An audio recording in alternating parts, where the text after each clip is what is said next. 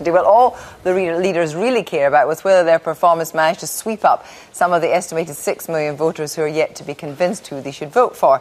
So how did the night go about that? Here's Justin Rowlatt. Well, how did the leaders' performances go down with the voters? That is the crucial question tonight. But according to the rules, the studio audience had to watch in silence. So how can we identify the key moments? The moments when the politicians really connected with the voters or really didn't? Well, the BBC, together with the pollsters Ipsos Mori, assembled a focus group in Manchester this evening of 36 floating voters who should help us answer that question. They were divided into 3 groups, each monitoring one of the 3 leaders. As they listened to the debate, their response was recorded by the lines you'll see at the bottom of the screen. Yellow there for Nick Clegg, blue for David Cameron and red for Gordon Brown. If they liked what they were hearing, the line goes up. If they weren't so keen, you'll see the line fall. Now, there's nothing scientific about this approach. It's not an opinion poll. It's more like a focus group. But it should give us an interesting snapshot of the reaction of one group of people to this historic debate. So let's look at this clip of David Cameron talking about immigration. Now, watch the blue line. And if you look at what's happening with immigration, the difference between the amount of people going to live overseas and those coming here, it's been often as high as 200,000. That's equivalent to 2 million across a decade. It's too much.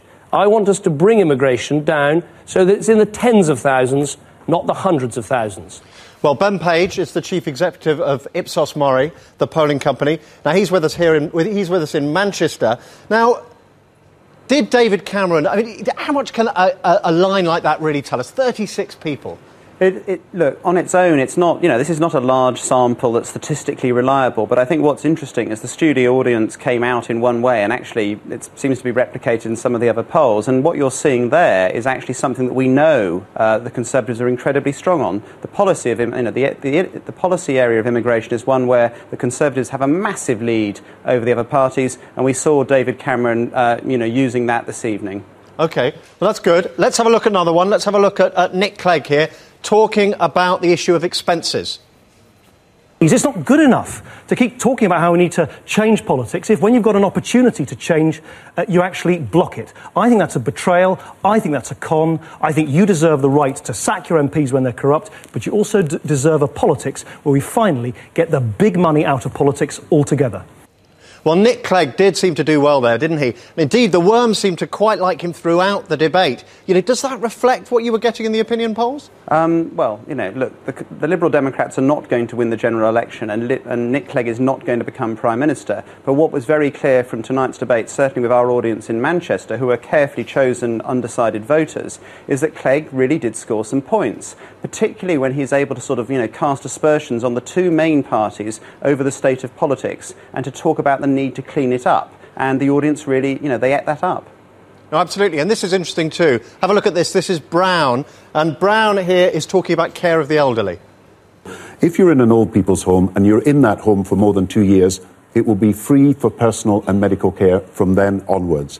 And that will take away the worry and the anxiety people feel that their own home will have to be sold to meet the costs of residential care. Now, that was one of Brown's strongest reactions on the worm, but the worm across the debate didn't really seem to like him. Why not, do you think? I think Brown just failed to connect. I think sometimes he bored people a bit. They didn't seem to really take on his claims for the things that Labour has achieved over the last decade. That just didn't seem to work. He tried a joke. It didn't work. And to be honest, sometimes occasionally you'd catch him off while somebody else was talking, smirking. So I'm afraid of all 3, Brown probably had the worst of it. He was very solid. There were no massive gaffes, but he somehow failed to reach the heights of approval that the other 2 leaders got.